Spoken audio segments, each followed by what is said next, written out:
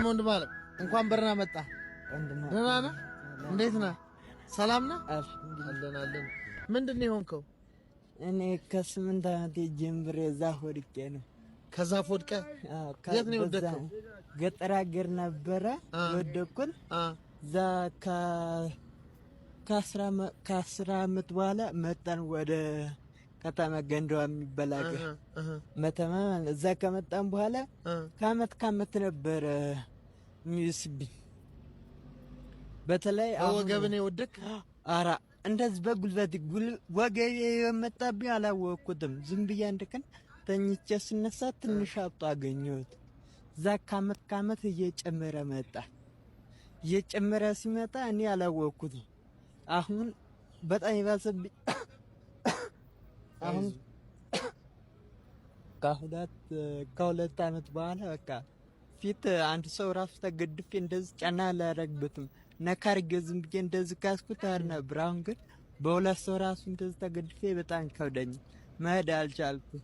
እና ሐኪሙ ማስረጃ ላይ አሁን እነሱ ሐኪሞች እንዳሉ እንትን ሰርጀሪ ያስፈልጋል ብለውኛል ሰርጀሪ እዚህ ሀገር ነው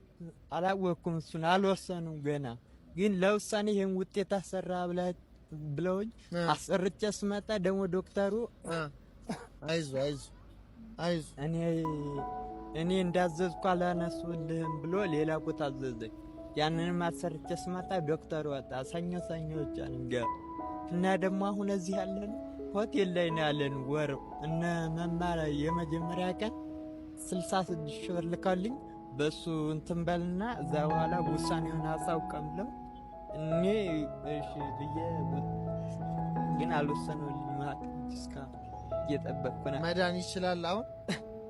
መዳን እኔ ብቻ እሱን አልወሰኑ መዳን ቻልና አላልኝ ብቻ ሰርጀሪ እንደሚያስፈልገኝ ነግረውኛል አሁን ለሰርጀሪ ለምንድን ነው የሚያስፈልግ ገንዘብ ለሁሉም በተለይ አሁን ላለበት ሆቴል እዚህን የራስ ትንሽ የምሰራባቸው አንዳንድ ማውቃቸው አሉ እነሱ ናቸው ያዋጡልኛል ይሄ ራሱ የሚያስለዝ አንድ 6 ወር ነበር እሱንም እዚህ ተመርመረው ነበር አስተታሰብኩ ያው ምንም ችግር የለብም አንተ ነጋም ነው ያው ከዲስኮ ጋር ስለተያዘ መሰለኝ ከጀርቤ ጋር ሳንባ እንደዛ ነው ያሉኝ እሺ ይሄን ቪዲዮ የምትመለከቱ ኢትዮጵያውያን በጠቅላላ ሪፖስት ኮፒ ሊንክ ያረጋችሁ የምትችሉትን ያክል አድርጉ እባካችሁ ወንድማችን አሁን ባለበት ሁኔታ ለከምና የሚያስፈልገው ለሚኖርበት ያስፈልጋል እንደምታዩት መቆም አይችልም እና እንደዚህ ነው ያለ እባካችሁ በምትችሉት አቅም ሪፖስት ሼር ያረጋችሁ ለልበቀና ይሄን ቪዲዮ አድርሱ አካውንት ነምበር አለክ አይደለ አካውንት ነምበር ከታች እናስቀምጥላችኋለን የምናስቀምጥላችሁን አካውንት ሁላችሁ በዛ በምትችሉት አቅም አስገቡለት